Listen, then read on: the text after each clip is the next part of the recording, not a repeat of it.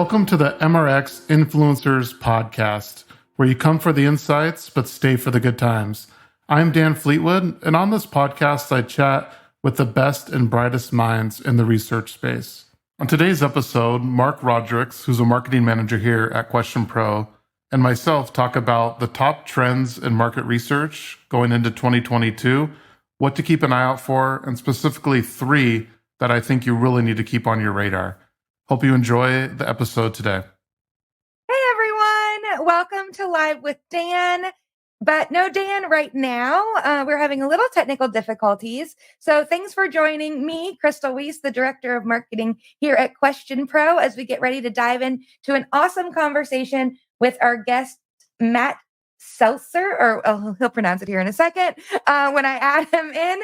But we are so excited that you're here. I know typically Dan has a really great full agenda, and I'm going to try my best to be another Dan or the lady Dan, if you could say that. And we are just so glad that you're joining us across Facebook, LinkedIn, YouTube, and Twitter. Make sure to give us a like and a comment, and we will reply as we can because we love interacting with you guys. So since I don't really know what else we were supposed to be doing, I want to bring in our guest for the day, Matt. Let me just add you. Hey. How's it going? It's going great. I'm so glad you're here and that we get to chat. I didn't even realize we were going to be talking about marketing. It's a big topic for me, yeah. But no, you and I chatted real quick before this. We're gonna have a great conversation. It's gonna be fun. I know. Can you believe it too? Hype Master is just like chatting away. Exactly. No, I'm all about this. I love it. So I guess like as an intro, somebody just sent me a note that was like, here's some helping points if you need it. Perfect. So tell me a little bit about yourself. First of all, how do you pronounce your name? Because I didn't know that. So it's Seltzer, just like Alka-Seltzer. Dan! Hey! Yeah! I was having problems. Dan has never been so welcomed into a room before. When in doubt, restart the computer. That's what I did. Oh, that's a great idea. Always there we go. Woo! So I know. If you didn't know, this is Matt, like Alka-Seltzer, but just Seltzer. Yep. Oh, I like it. Nice. That's as far as we had gotten. Okay, absolutely. You guys didn't get very far. That's good. That's the iceberg, but it's a good place to start. I like it. Well, there's nothing like panicking right before you're supposed to be on a live stream. So that's good. No, I'm glad I was able to get my issues fixed. Matt, it's a pleasure to finally this is the first time we've met. So I've heard a lot about you and everything. So it's great to have you on the show today. It's great to be here. I've watched the show for a while, so this is cool. I even shouted to my wife last week. I was like, they gave me a shout out. So this is cool. Oh my gosh, I love finding Live with Dan fans. Right? Dan. He's not only a listener, he's a presenter now, or contributor. So that's good. And that's a lot of fun for me. So I appreciate this opportunity a lot, very much. Awesome. So Matt Seltzer wrote a book, The Creative Catalyst, owner of S2 Research. I'm sure I'm missing out on a few other things that you've done. Oh, there's the book too. I'm going to pick that up. I need to read it. Matt, what I thought we could spend our time talking about today was, marketing research, and sort of that mashup. It's Absolutely. Funny because I'll tell you a little backstory. When I was in college, I got a degree in marketing. Always thought I would go into like the sexy advertising world, and I got an internship for a marketing research company, and then the rest is history. So I remember hearing one of your talks around, you kind of geek out on advertising, but you like the research aspect. So I think we're similar in that regard. We have the exact same story. Okay. I said, okay, I want to work in advertising. I wanted to work in an agency. Went to the biggest agency I'm in Las Vegas, and my foot in the door was an internship in the research team. And I'd previously worked for an accountant, my dad, actually. And the only reason I got the job is I was the only person who applied who knew 10 key. And that comes in real handy when you're a market research intern. Oh, for sure. Yeah. And what I found out after that is, okay, this is a really cool part of the advertising agency world. Cool for me. I mean, I really dug what we were doing. We were asking questions. We were doing surveys. We were conducting focus groups. And I say we, it was the people that I worked for. I was, again, just doing data entry. But I learned a lot in that role. And then I worked there full time for a while. And I say this, I was like, okay, this is what I'm going to do forever. Yep. But I actually got laid off in 2008. 2008, it happens. and I could not find another agency that had a research team. Interesting. Oh. And that's kind of been an interesting takeaway that's defined my whole career ever since.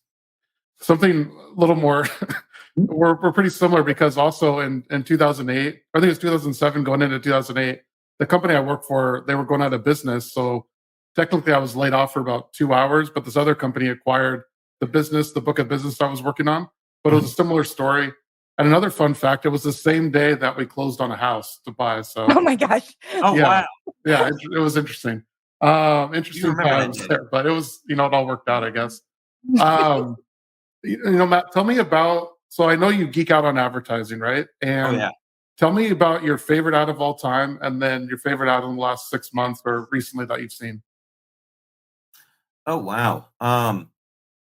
Okay, so a favorite ad, and I'm biased because, again, I live in Las Vegas, but there's a great, great ad. It came out probably about 8 years ago now, around the World Cup for Visit Las Vegas. So what happens to stays here.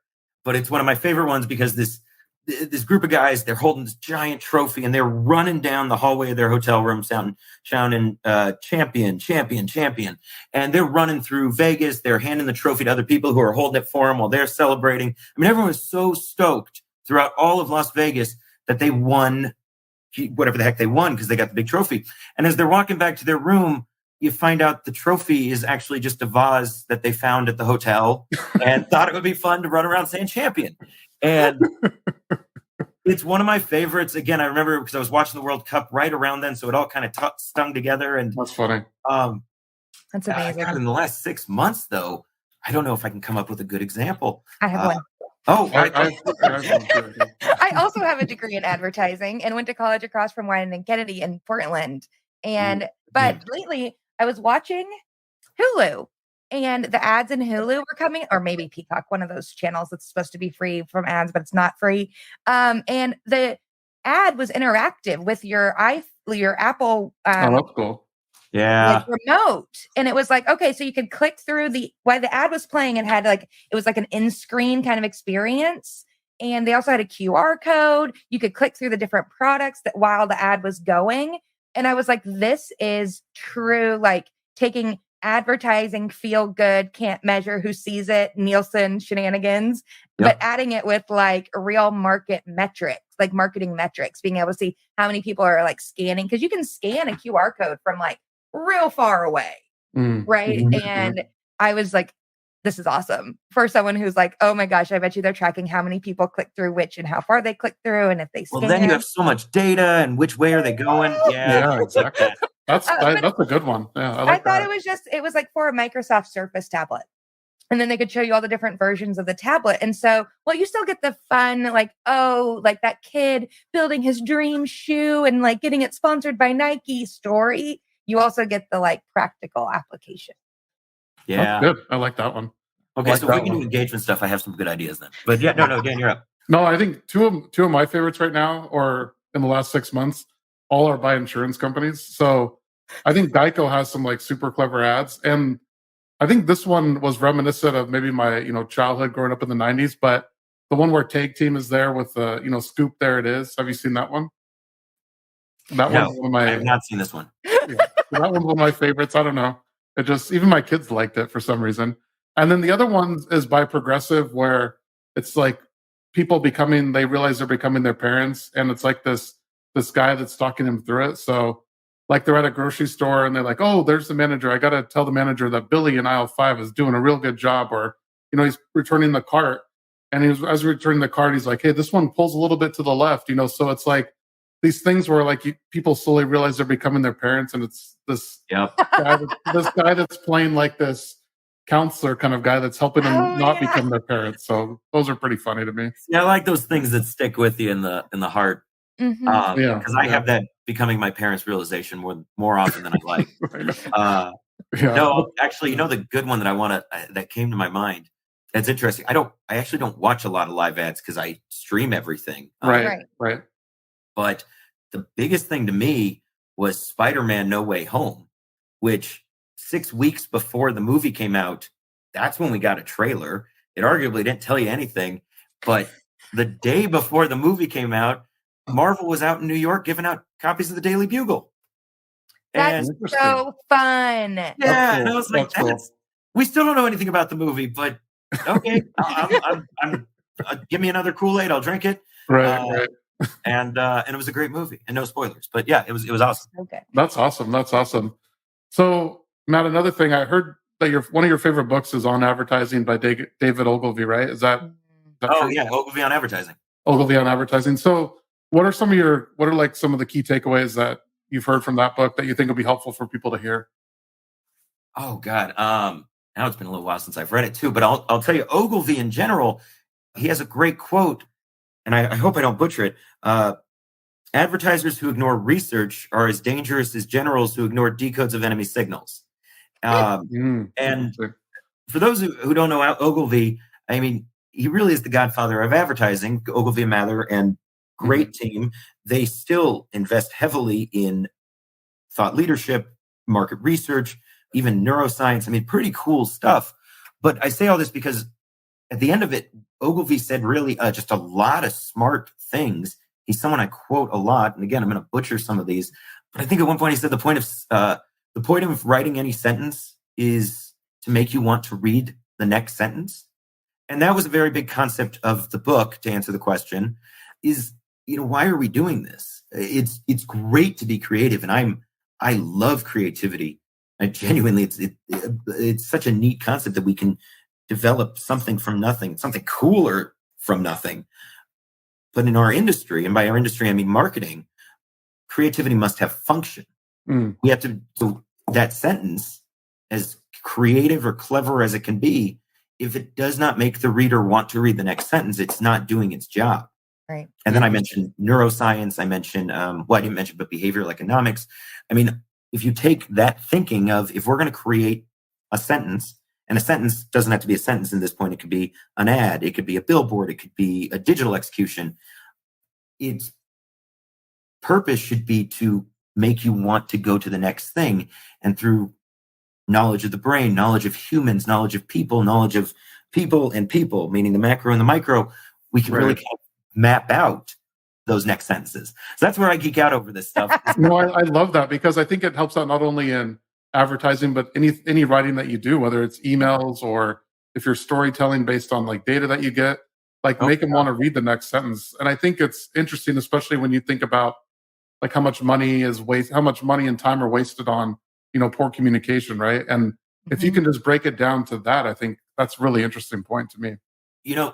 One of the coolest micro tactics I've ever seen, but it's to your point. I downloaded a white paper, which everyone's seen before. And of course I filled in for my information, which everyone's seen before. And I got the email drip, which everyone's seen before. Yeah. But the interesting thing, so email 1, I get right away, which is the white paper. Email 2, I get 10 minutes later, and that's expected to, and it's very marketing-y, welcome to our thing. Email 3, I get 5 minutes later. It's from the head of marketing, and we'll call him Dan here. I don't remember his name now in this. This was about 2 years ago. Call him Dan. As long as he's smart, Matt, you can call him Dan, okay? Yeah, exactly. No, it's a plain text email, like it was written on a phone. It says, "Hey, Matt, saw you downloaded the white paper. Not sure if you had a question, but if I can help you out, here's my cell phone number, Dan." And I was like, this is cool. And below that, it even had the schedule a meeting link, which I went to click on. And I was like, this is cool. Some guy saw that I downloaded this and went to it. And I don't even remember what made me think of it, but I go, no, that was automated. Yeah. That was totally programmatic. And how brilliant. That's awesome. Because someone thought through, okay, he's going to ignore the 2 marketing emails. Yep. And that makes the organic one seem a lot more organic, which is really cool. That's cool. Did you try calling the phone number? I did. It was a Google number, so it could or could not go. Okay. Out. And I bet it has a pretty high success rate. Yeah. But again, that's cool. I like that. That's an awesome example. Actually organic. That was cool. Yeah. We got to get that in our drip campaigns, Crystal. We do a lot of plain emails. I disguise them. Okay, good. That right there, and this is what I love about what I do, what marketing is. A lot of people think marketing is devious. I've heard that before. I have a good friend who thinks that way. In my mind, we're just trying to help people get down a path, but organic. We know organic is going to perform better. It's more sales than marketing. But if we know that, we build it into our language, into our funnel, because really, we are just trying to help people and help them find the product, services, whatever the heck they need. Because theoretically, if they don't need it, they will fall out of the funnel. That's the way it works. And we're just helping. But if our brains are primed to ignore marketing, and our brains are primed to ignore marketing, it's up to modern marketers to integrate our messages better, make it work better for customers. Now, That's interesting. Go ahead, Crystal. Kind of, there's like, I can see where your friend comes across. Like, I totally get their perspective, right? Like, with the way we see marketing organically seeping into your life, you're like, is that influencer marketing to me, or are they influencing? Or is it organic? But kind of bringing full circle to Spider-Man, with great power comes great responsibility. That is accurate, right? Like, we do collect a lot of data points. We do know a lot about how to manipulate the human condition, to be frank. And as we try to, I think the difference between like a sketchy marketer and a good marketer is, are you trying to manipulate their conditioning, or are you trying to support them? Are you trying to make that's a great word for it. Are you trying to guide them to what they need, or are you trying to manipulate them to what you want? That's true. I think that's good. I'll tell you the interesting thing with that, and this is something I always really liked. Have you guys ever read Raving Fans? It's it's not a Ken Blanchard book. It might be a Ken Blanchard book. I'm sorry, Mr. Blanchard, if you're listening. I haven't read it, but I'm intrigued now. Oh, it's one of my. It's another favorite. I read way too many books. I love, but that's its own geeky hobby. But the concept is, if someone loves your brand, they're going to support you. There's a story I tell about a coworker who, she found a dress over the summer. And again, we live in Las Vegas. It gets really hot here. And she was so impressed by this dress. It had everything she needed, from pockets, which I've learned is very important. And the way sweat works, again, I'm not going to go too far. But she bought the dress in every single color. And then 2 months later, they came out with 2 more colors, and she bought those. And she goes, I would buy more. They just simply don't have more. And that's a raving fan. And if you get someone to go where you want them to go, as opposed to supporting them is the only way you ever get a raving fan. Your product experience sells itself. If the product experience doesn't sell itself, which really comes from someone saying, I love this cheeseburger, I love this coffee, I love this business I do business with. If they're not really saying that, then your marketing has to keep supporting you, even of your current clients, because you might even lose them. Raving fan concept, which again is predicated by we have to support through our marketing, that sells itself. Then your customer experience becomes the marketing that keeps them coming back. And again, all of that can be programmed and thought through great research, through great experiments. I mean, even just mapping out how your customer roadmap looks. I'll give you a great brand. And I caution, because I know a lot of people are hesitant on this brand, but Chick-fil-A is very... I love Chick-fil-A, Matt. I'm but you come in there, you get the best customer service. Yeah. In-N-Out is another brand like that too, where In-N-Out too. Yep. It's not coincidental that these businesses, In-N-Out's a great example of this, have a line out the door. Literally, if I go into the drive-thru, I have an In-N-Out right by me. I know that's not the case for everyone in everywhere, so it's we have one here. Yeah, we're spoiled here too, Matt. So perfect. But both of those brands, I know I'm going to get a smile. I know I'm going to get please and thank you. Yeah. And it's programmed into their culture in such a way that this is their marketing. Yeah. I don't need a sign or Trader an Joe's ad. is the same way. Yeah. Yep. So, but again, to think of that as devious, someone who doesn't want please and thank you, isn't more attracted to please and thank you, will fall out of that funnel. In-N-Out isn't for them. Like, they'll go to Shake Shack. Yeah, they gravitate toward what works for them. And you look at a Pareto principle of 80% of your business comes from 20% of your customers. That's your raving fans. So it's a great concept from that book, but it always made me think that, okay, if that's our goal, that I don't want to just get someone to buy my blender once. I want them to buy my blender every time they run out of blenders, their blender breaks. They want to give someone a blender. They love my blender that much. I obviously deviate from product to product in this example. No, it's all good. I need to have not just marketing experience, but a product and service experience that matches or exceeds expectations, so they come back. That's true. I think one thing about your Chick-fil-A example, it's perfect because, like you said, when I go there, I know like when after I place my order, they're going to say, "Oh, it's my pleasure," right? And you feel that like, okay, I'm definitely going to come back here. They treat me well. The food's good. But then also, I think what Chick-fil-A does well that I think we probably realize it because we're in the space, but even their TV ads kind of come that full circle of like, we're helping customers because they always feature like how an employee went above and beyond to help out a customer, right? Or how another employee helped another employee like buy them a car because they were doing this or that. That's their whole new campaign they've been doing through 2020 and 2021. Yeah. So you get that full circle kind of like feel good story when you go there, when you see it on TV. So I think you're right. It's definitely ingrained in their culture. And I'm pretty sure they had a manager save a little girl in a well last year. I'm not joking about that. Well, yeah, I think you're right. Yeah. And that's no, and there's another story too where a customer that went in there had a heart transplant. Someone that worked there had a heart transplant. So then they became like their own sort of like he became a mentor for this. Oh my gosh, you guys! No, they're good at this. Like okay, so and to that point, a lot of people don't think about. So I used to work at a PR agency, a great one for a long, and I learned a lot there. And PR, which is a big facet of that, is find great stories that we have and tell them to the world. Yep. Again, if you program in to your marketing, well, we need people to think and know these great stories. I couldn't tell you a single other brand where an employee saved someone in a well. Not a single one. But and that goes back to, okay, well, why is our marketing doing this? Well, we want people's hearts to feel a certain way about this brand. And that goes back to, again, we want to know our audience. That's the research side. No, I think that's interesting. Oh, go ahead, Crystal. Yeah. I have a question. Yeah.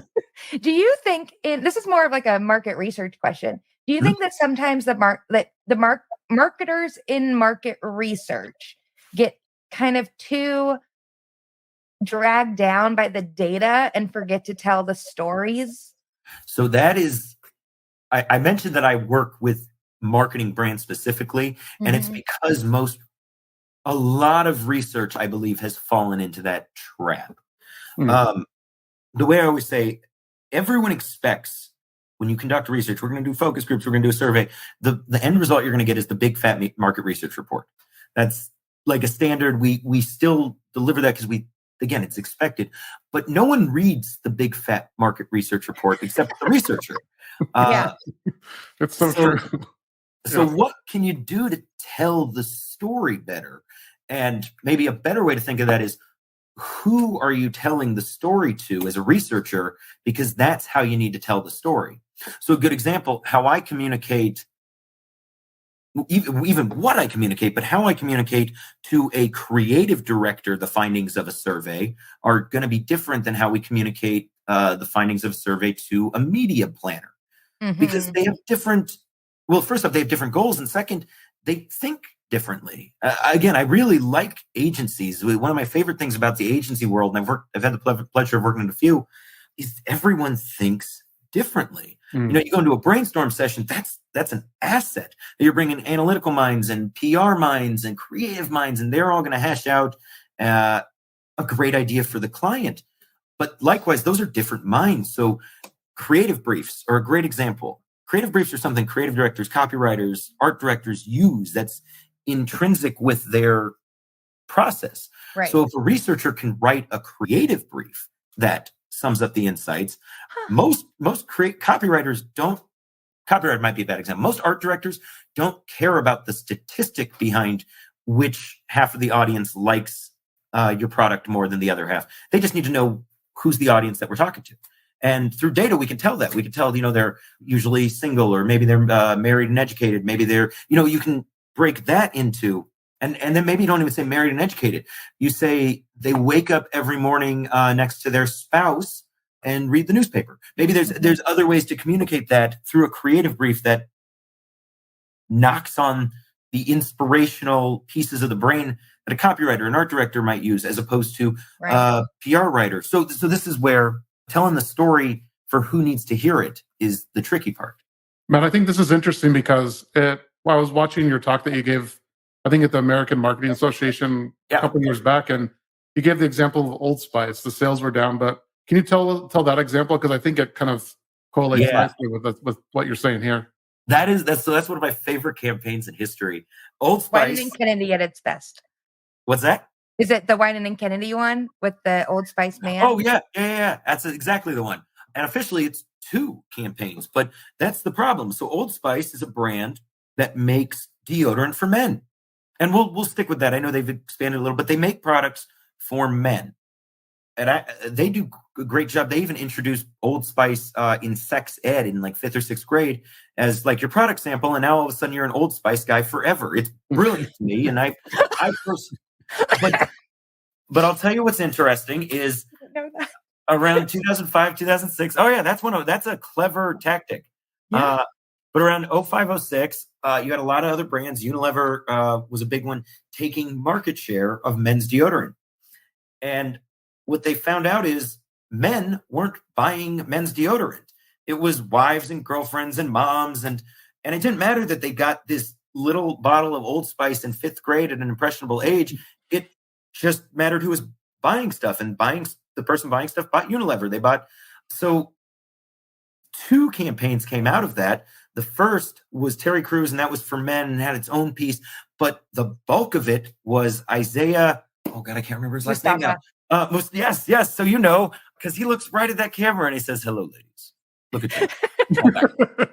And if your man uses Old Spice, he can smell like me. Yep. And they doubled sales in a year. I mean, and it makes sense they doubled sales. There was literally half an audience that they just never spoke to. That's all it takes. And I'll tell you a fun stat that I want to say this was about 2008 when this came out, the Isaiah commercial. That's right when YouTube was coming out. And that commercial became the most shared thing on YouTube ever at the time. But that's a big deal when you're a brand new YouTube, video platform, and people are sharing your video 30 million times.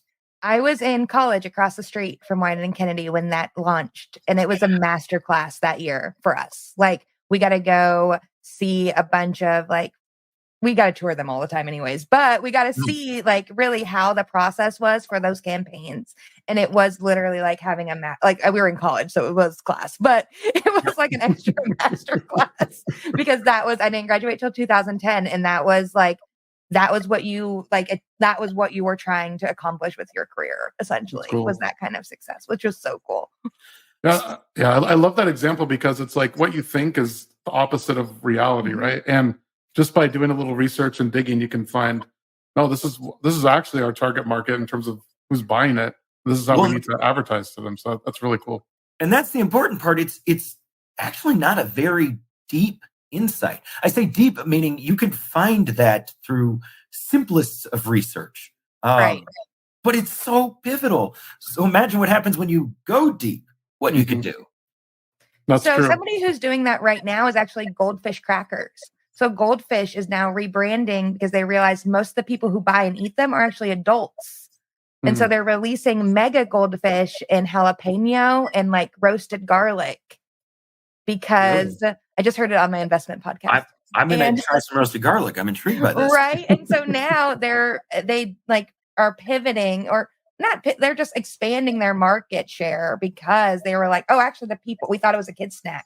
It's actually an adult snack, and more people pair it with Chardonnay than they do with kids. Really? Yeah. Wow.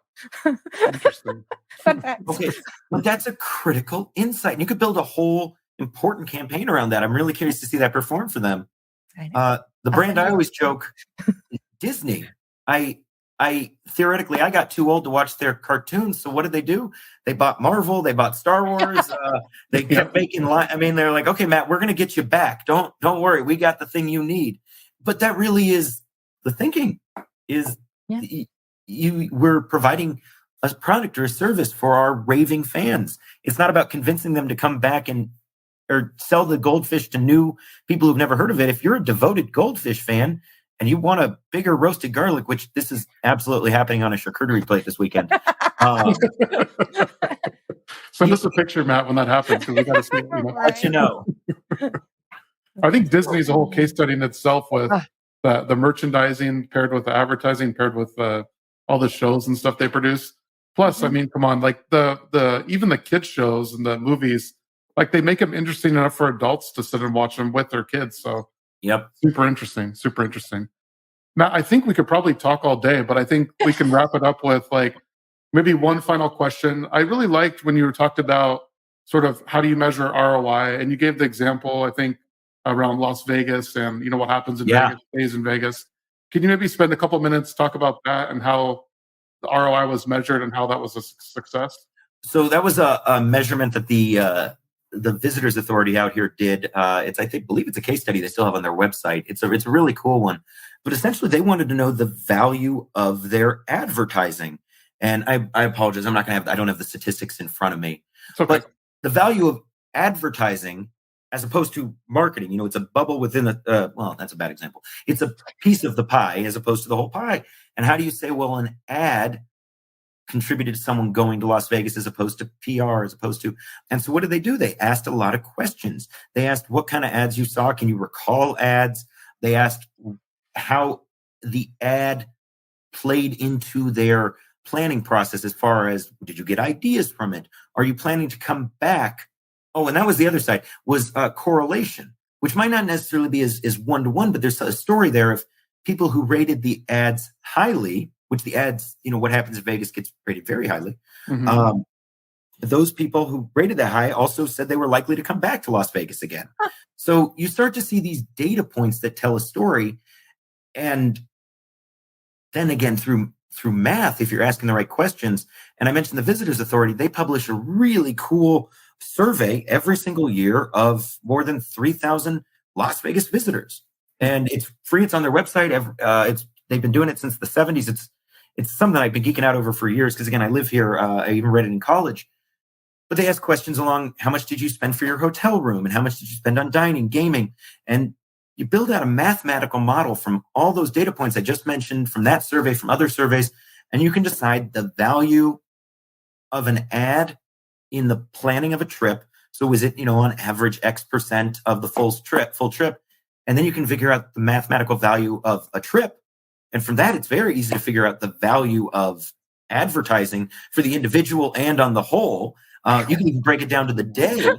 But that's a really important piece because, again, I don't have the numbers in front of me. What I remember you said 23-1. It was like that sounds right. Yeah, that is. Yeah. I'm pretty sure. But so for every dollar spent on advertising, essentially, $23 eventually came back to Las Vegas. That was the ROI. And I always joke through research, especially if you can mathematically prove this. At that point, you've created what I call a money machine. As long as you put more into it, more comes back out, and you just have to repeat that model. And you could build those kind of models, those marketing machines, through trial, experiment, and measurement in any vertical, through digital, through PR. You can measure the value of PR, for instance, by seeing if your digital increases in targeted markets where you ran PR. So there's just ways to mathematically prove this is working. This piece isn't working. This piece could work better if we did X, Y, and Z. And again, that's usually a function of research. And then I go all the way back that a lot of teams, unfortunately, don't have because it's not a resource they have available. And it's also, unfortunately, not always part of their thinking. But when it is, I mean, imagine if you could tell you were a marketing person. I say that'd be agency or an in-house person. And you could say, hey, to your client, we're going to build a marketing or a money machine. That's our goal. We are going to build your machine, put money into it, more money. Sign me up, right? Like, why wouldn't they? Yeah. And that really is the goal. We have the power to do that. It's just a different way of thinking. And it takes some trial and experimentation, but that very much is the goal. Right. I think it would really help out too with I think you probably said this, and I heard it in your talk, but you waste 50% of your advertising, but you don't know what 50% it is, right? Or something like that, right? Story of my life. Yep. So it's interesting. This could really help out with that because it's tangible, like it's a measurable statistic that you can easily point towards and say, no, like the 23-1 return, I think that's amazing to me. Like even if you can get 10-1, it's probably a good thing. So. But I'll even give you a more relevant for you guys. And I know we're trying to wrap billboards. I've seen people, how do we measure this billboard versus that billboard? You could put a URL with a different sub URL or different, and send them to a quick survey. Take Yeah. one question, say, hey, did you see this billboard? Enter for a chance to win a $100 gift card. But by using different URLs, same person can enter twice. Maybe they don't, but you track the efficacy of an individual board through a survey. So Yeah, I like that. Plus, I think it's easy to do now with like a QR code, right? By the way, I love how a QR code was in fashion, out of fashion, now back in fashion. I'm going to say it was never in fashion. I'm just Really? going to double down and say it was never in fashion, and now it's my business card. Oh yeah, here you could. I don't have one next to me. You could schedule a meeting with me just by scanning your phone in the card. It's cool. That's awesome. I love it. You just do that on your LinkedIn app too. I learned that after the fact. You're right. Oh, there.